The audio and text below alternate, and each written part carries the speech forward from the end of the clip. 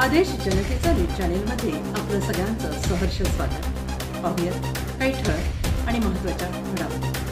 पाचोरा पोलिसांनी पकडला लाखो रुपयांचा अवैध गुटखा माफियांमध्ये एकच खळबळ।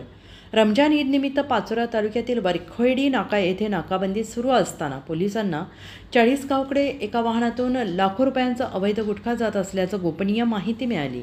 या माहितीच्या आधारे पोलिसांनी अवैध गुटख्याची वाहतूक करणारे वाहन पकडलेले असून यात 22 लाखांचा बंदी असलेला अवैध गुटख्यासह 8 लाखाचे वाहन पकडले आहे। या कारवाईत पोलिसांनी वाहन चालकाला अटक केलेली असून या कारवाईमुळे पाचोरा तालुक्यासह परिसरातील गुटखा माफियांचे धाबे दणाणले आहेत। या कारवाईसाठी पाचोरा पोलीस स्थानकाचे पोलीस निरीक्षक अशोक पवार यांच्या मार्गदर्शनाखाली सहाय्यक पोलीस निरीक्षक दिनेश भदाने, सहाय्यक पोलीस निरीक्षक सोपान गोरे, पोलीस कॉन्स्टेबल राहुल शिंपी, सुनील पाटील, समीर पाटील यांच्या मदतीने ही कारवाई करण्यात आली आहे।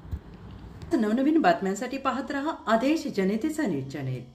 लाईक करा, कमेंट करा, कमेंटद्वारे आपली मतं आमच्यापर्यंत पोहोचवा, सबस्क्राईब करा।